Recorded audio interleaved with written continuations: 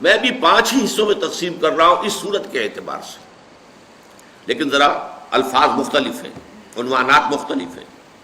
میں اس صورت کے الفاظ کو عنوان بنا رہا ہوں۔ قرآن مجید میں آپ دیکھتے ہیں کہ خاصا بڑا حصہ قرآن مجید کا تاریخی تفاصیل پر مشتمل ہے، سابقہ انبیاء و رسول کے حالات، رسولوں کی قوموں پر آنے والے عذاب کی تفاصیل، یہ نوع انسانی کی تاریخ ہے۔ پھر یہ کہ ازل میں جو واقعات ہوئے، تخلیق آدم کا مسئلہ ہے، پھر جو فرشتوں کو حکم دیا گیا سجدے کا، ان کو آدم کو جنت میں رکھا گیا، یہ بھی تو ایک تاریخ کا حصہ ہے، انسانی تاریخ۔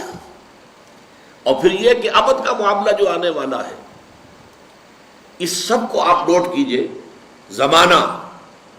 زمانہ در حقیقت اس سب کو کور کر رہا ہے۔ زمانہ کیا ہے، یہ میں ابھی اس کے بعد انشاءاللہ تفصیل سے عرض کروں گا کہ اس میں کیا مباحث ہیں، کیونکہ ماہیت زمان جو ہے یہ فلسفے کے مشکل ترین مسائل میں سے،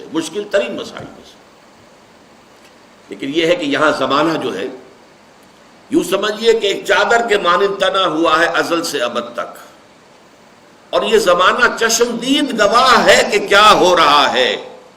اس زمانے نے قوم نوح کو غرق ہوتے دیکھا ہے، اسی زمانے نے قوم ہود کو برباد ہوتے ہوئے دیکھا ہے، اسی زمانے نے، جیسے علامہ اقبال ایک جگہ کہتے ہیں، یہ ستارے جو ہیں می نگریم و می رویم، می رویم و می نگریم، ہم چلتے رہتے ہیں اور دیکھتے رہتے ہیں دنیا میں کیا ہو رہا ہے۔